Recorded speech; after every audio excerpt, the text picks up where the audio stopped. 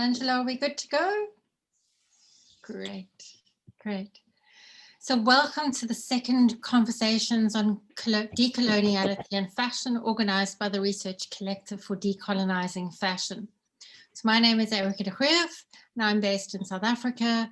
And together with Angela Jansen and Shana Goncalves, we extend a very warm welcome to Walter Mignolo this evening, and then to all of you for joining us tonight again.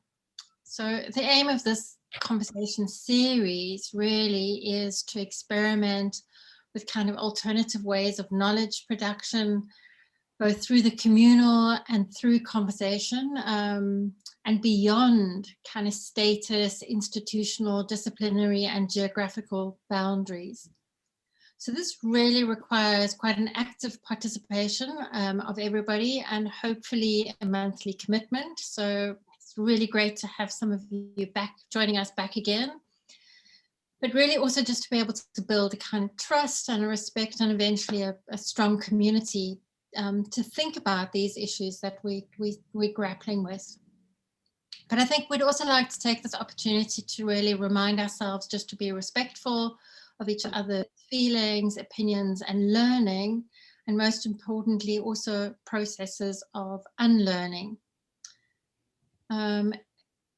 In perhaps as these things unfold, people are able to explore feelings, opinions, learnings, and miscommunications and misunderstandings can sometimes come into play. So we're really asking that we hold a kind of space for that. So we made a decision and shared that with you, that we're expanding the session a little bit from the 1 hour session, which was 20 minutes, 20 minutes, 20 minutes, into a 1.5 hour session.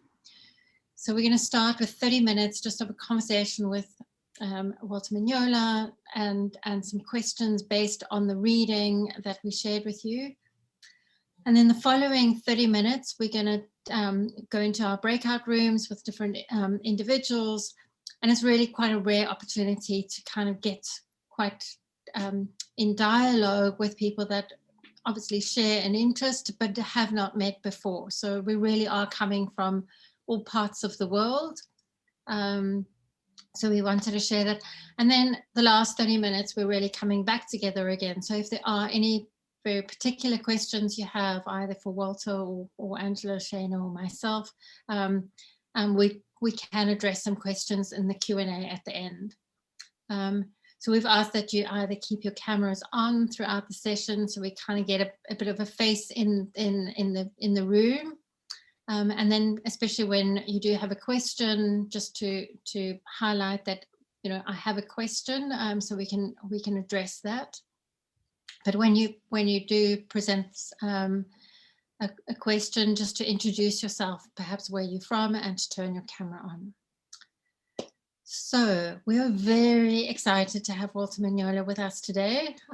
Walter's research and teachings have been devoted in the past 30 years to understanding and unraveling the historical foundation of the modern colonial world system and imaginary since the 1500s.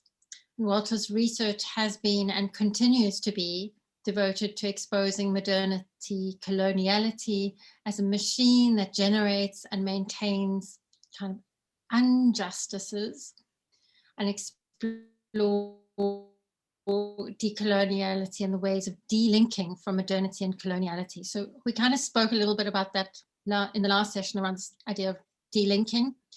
And so we have some work ahead of us.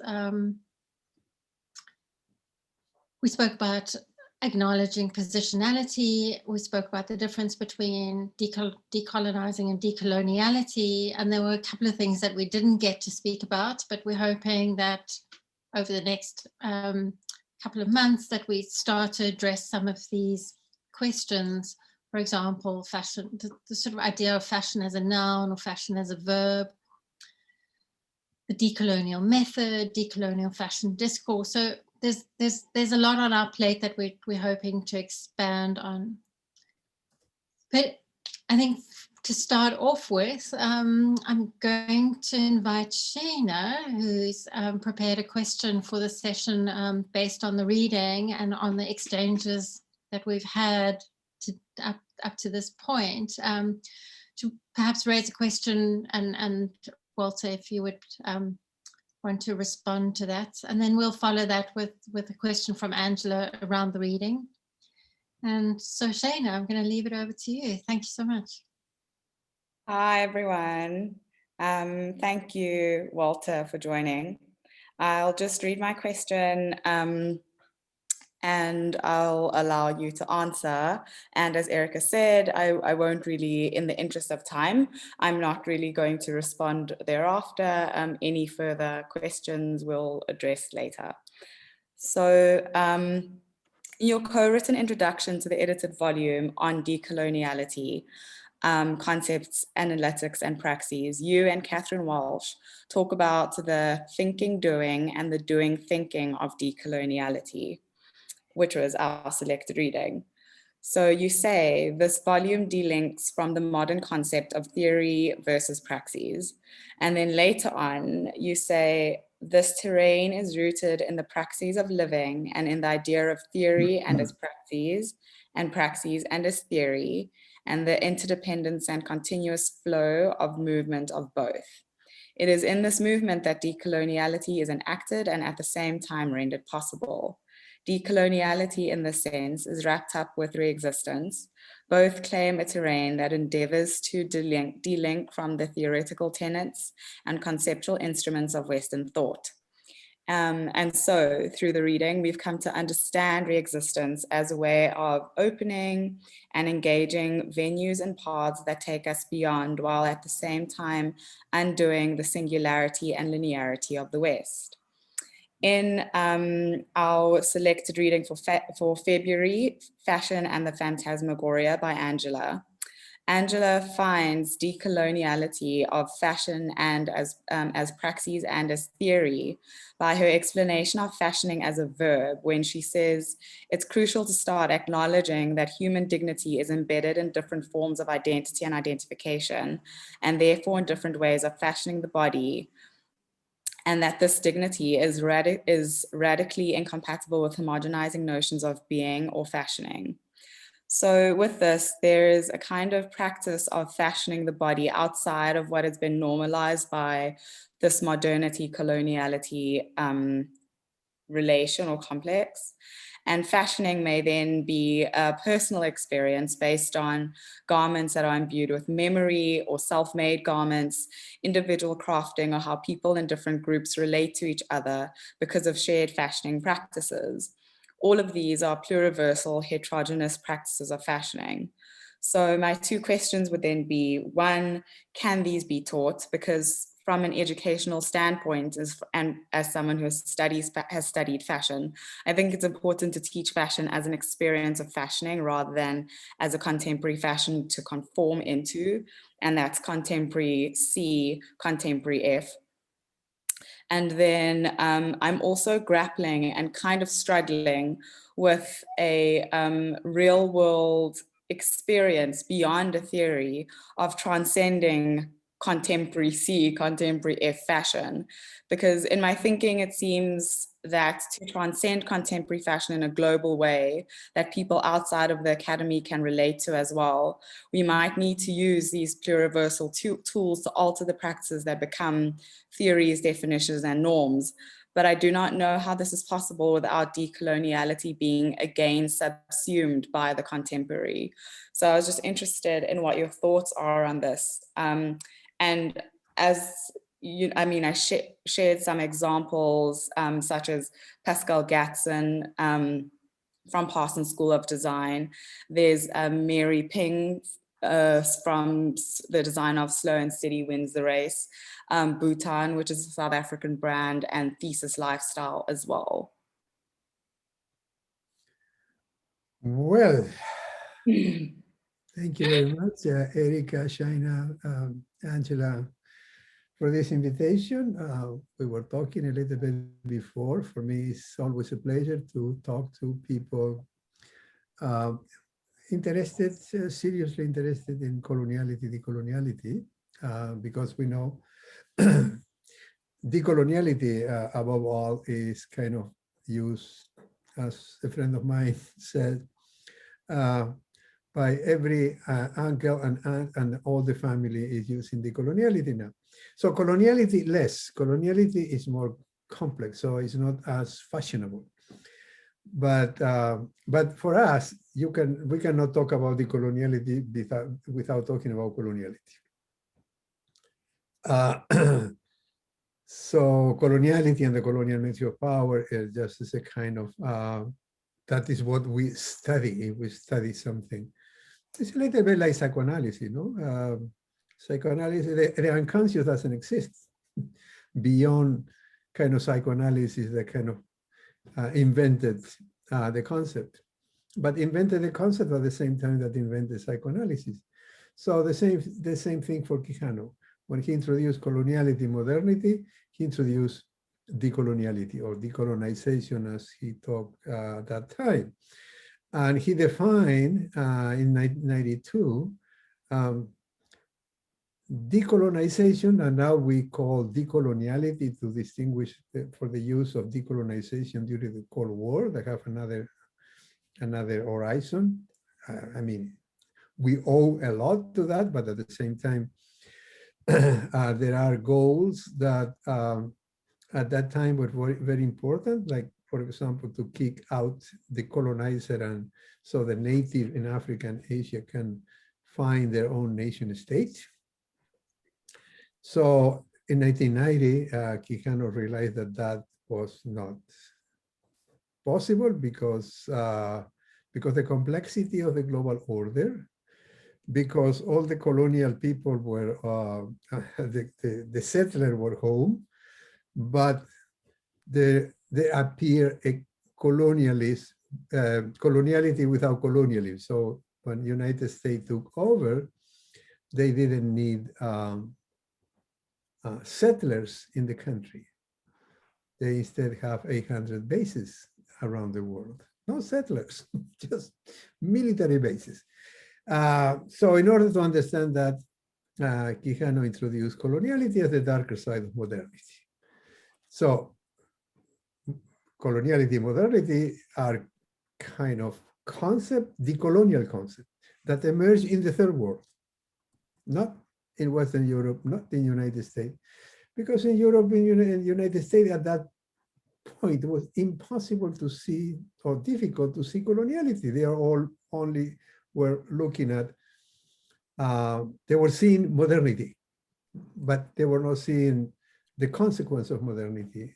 The darker consequence of modernity was coloniality.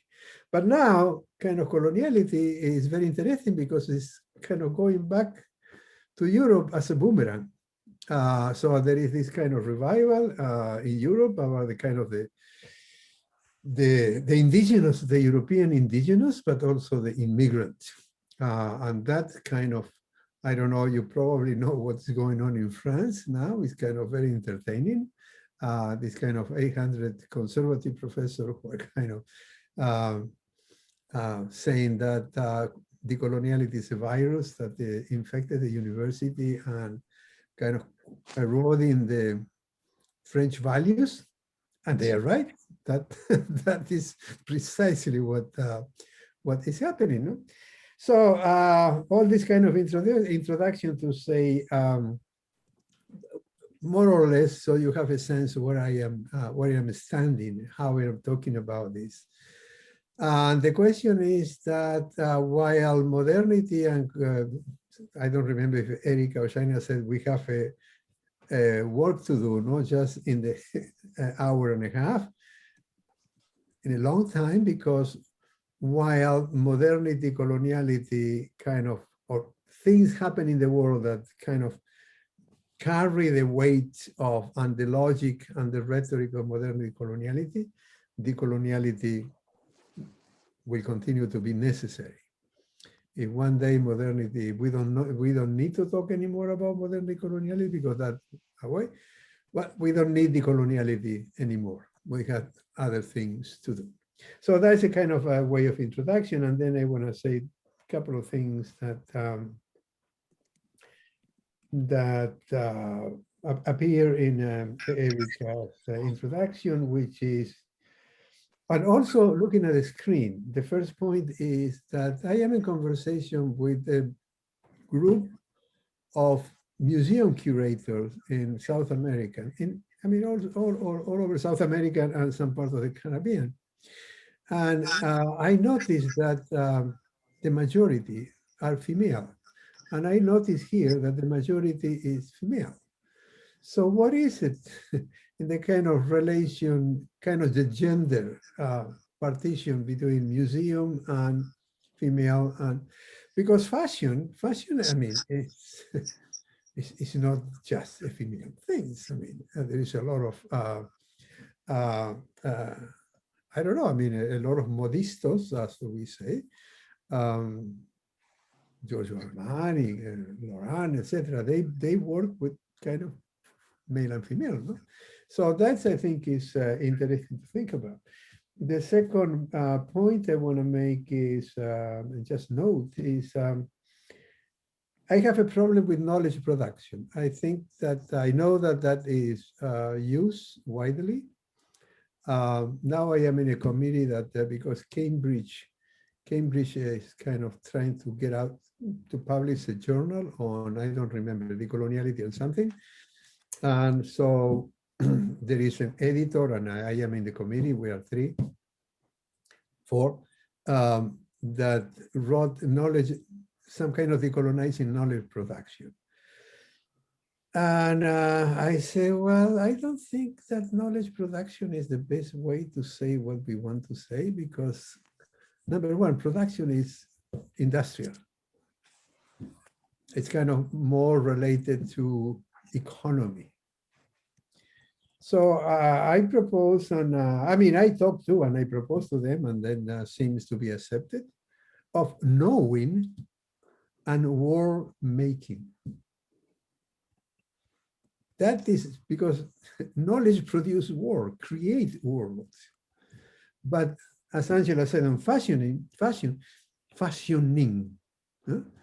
the 80s, that refashioning the Renaissance, that was a kind of expression at that point to say, well, they were referring to a new interpretation of the Renaissance. They were talking about refashioning. So I think that knowing and war making kind of get us closer to doing, thinking and doing. Because we are still, I mean, in general, we have this kind of phantom of theory versus praxis that come from modernity. It's like, I don't know, if you're an academic, you do theory during the week, and then on Monday or Sunday, you go to do praxis or go to the church or whatever. No, I mean, what is modernity? Modernity is nothing but narrative. Narrative that justifies certain way of thinking, doing, feeling, etc. So in order to kind of erode that narrative, you have to do other narrative. So the question of, it's not that theory and praxis, is doing and thinking and doing, because you think according what you are, where you are. So who are you as a kind of, as a person, in terms of sexualities, in terms of skin color now, in terms of religion, in terms of languages, in terms of country, in terms of region, you are the third world, the global south, etc. So that is the starting point. So the question is, as I tell my student, you cannot understand coloniality, decoloniality, if you don't sense it, if you don't feel it. So the question is, think about, I tell my student, think about where coloniality is touching you. Where do you feel coloniality? And then where you see coloniality all around, in the television, in the street, in the museum, in the the kind of the bidonville. So coloniality, as a student of mine said, coloniality is not over, it's all over. And if coloniality is all over, then decoloniality is all over. So that is for the introduction. Right? Now let's address some of the questions formulated by Shaina. Can this be taught?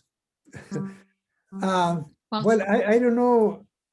I mean, I don't know what institution you work in, but doesn't matter if you work in an institution or everything can be taught. Taught about as education.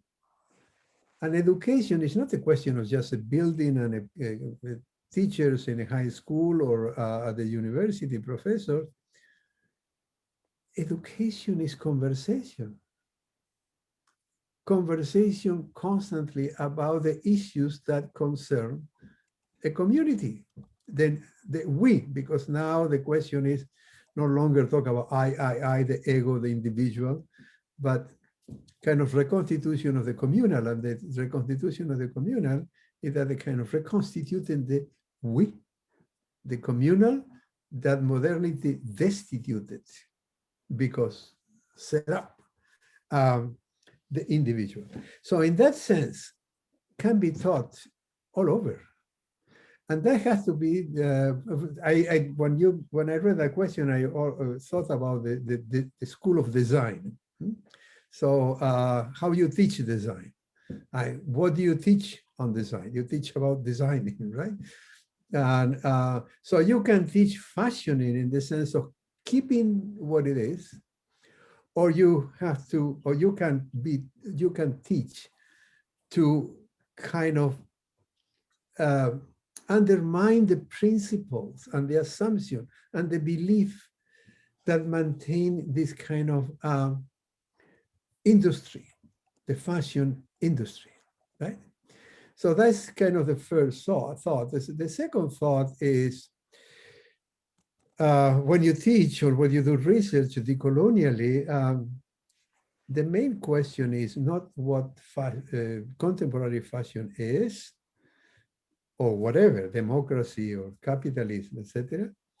But when and how and by whom and why, what it is came to be.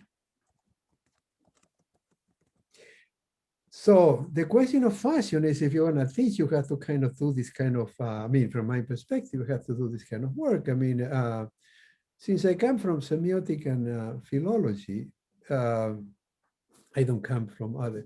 So my first approach to any kind of question of this kind I ask is philology and go to when this concept appear, where they come from. So I look at fashion and come from facere, to make. Appearance too, I mean, and that is a kind of about 13th, 14th century, no? Appearance. And we know, I mean, appearance is a concern of all human beings of which we have records. We don't have record of the first Homo sapiens about 400,000 years ago, but there is a lot of records, and at least we can say 7,000 or 8,000 years BC, when, according to Karl Jasper, kind of the history of the human species around the planet reached what he called axial age. And the axial age is the moment in which kind of appear what today we call civilization. Sophisticated organization, and then we see that the record we have, the leader of each civilization care about their appearance, right?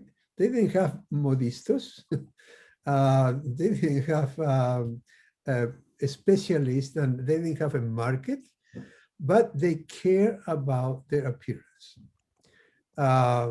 Before that, people care about their appearance because the tattoo, I mean, the tattoo, the things that put in the nose and ears, etc. Those have to do with appearance. Huh? Now, what is interesting to me in relation to fashion is dressing, the appearance in relation of how the body is kind of presented with clothes. Clothes, where are they coming from? Well, textile. So textile is one of the most ancient fashion in the sense of making, right? No a kind of contemporary fashion, facere, making. And we know that, I mean, and there is a lot of records of the relationship between, again, fashion and making, which was different to the Greek version of making that was poiesis. Another part was fashion. But what's more interesting here for me in the question of to teach this, to start kind of dismantling the concept of contemporary fashion, is the most fundamental basic configuration of what we call today the human species. And that consists in 3 or 4 things, elements that we are still doing. So there is no evolution, but there is expansion. So the concept of evolution that is linked to contemporaneity, it has to kind of go away from the decolonial vocabulary.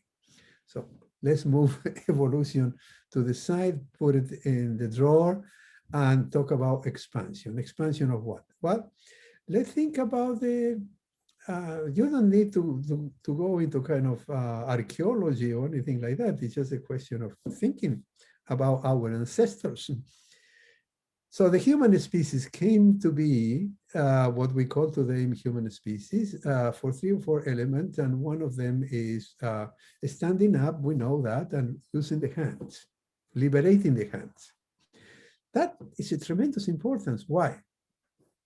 Because with the hands, you can build shelter, because it's a species of animal without fur. And because there is no fur, I mean, the lion Walter, I'm so sorry to interrupt you. I'm so sorry to interrupt you, but with hands, I might have to ask you to hold on to some of your thoughts.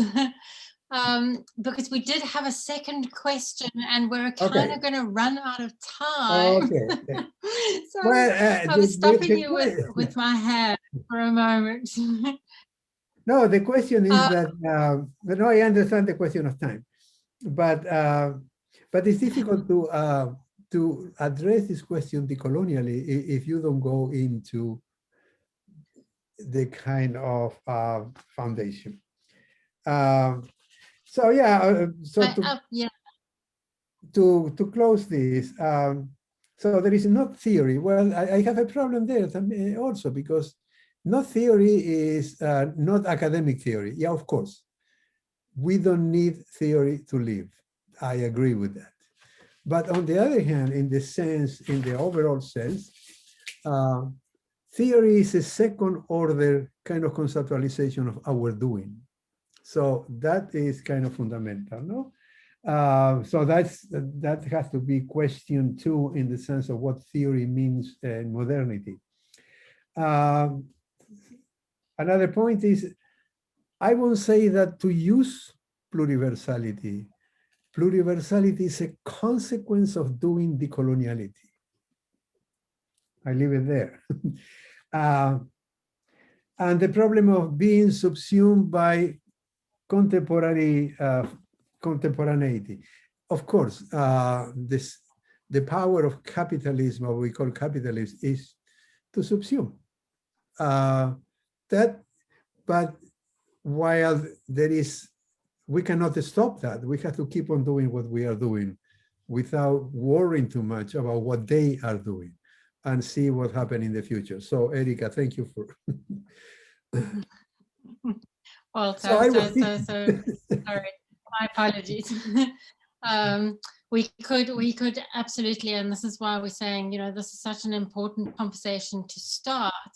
And I think you've put a lot of thoughts into the space for us to continue these conversations. So we've got about 30 minutes in the breakout rooms, but I wondered maybe, Angela, you know, just to maybe start with your question, and this is really a question then to all of us as we then move into the breakout rooms, and then possibly after the breakout rooms we can come back together and then continue with that question, because I think Walter's response already has started to address some of those questions. So we'll hand it over to you, Angela. Mm-hmm. Yes, thank you, Erika. I think that's a very good idea. You know, so I'm going to formulate my question, Walter, but I'm going to ask you to discuss it then in the breakout room. You know, so we'll just combine the two, because my question is around your importance, or the importance in decolonial thinking, to the relationality. You know, I feel like within modernity thinking, we kind of lost that ability to think within the relational, because of this more structural mindset where everything needs to be defined and limited and fits into, again, a structure. So this importance, or this notion of the relationality, for example, in your introductory text, you talk about that there's not just one way to do and conceive decoloniality.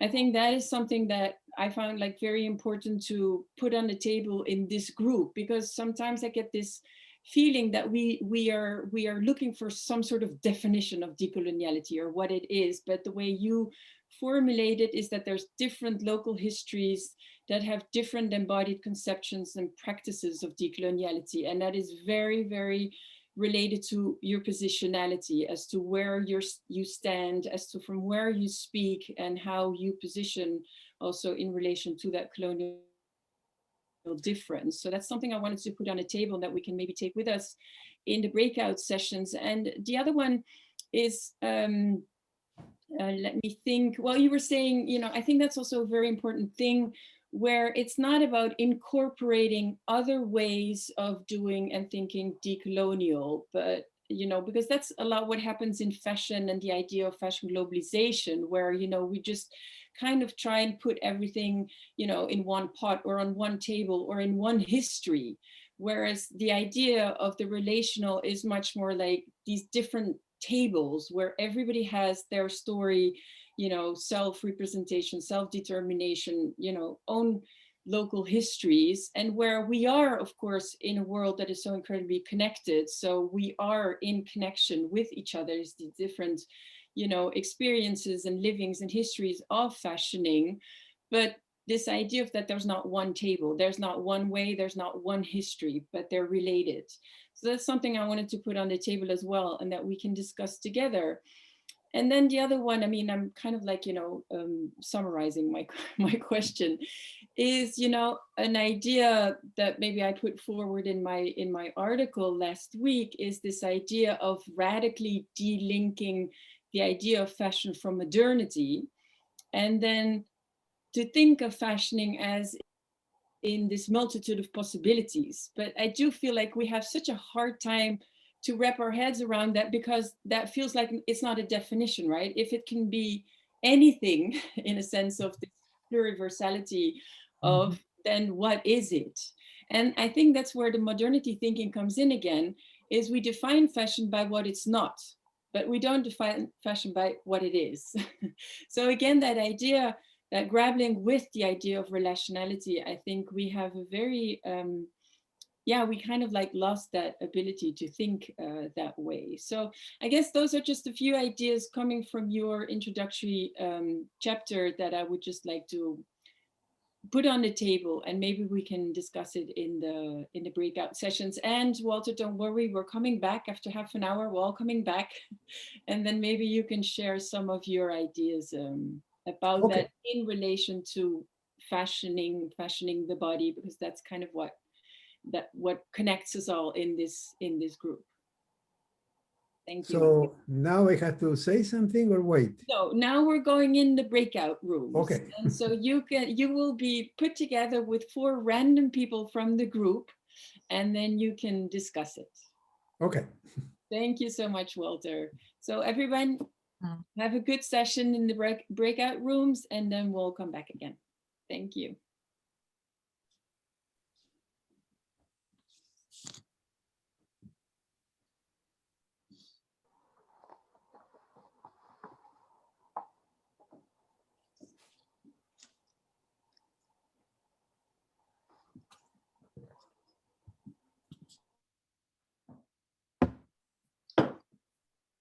So it might, there we go.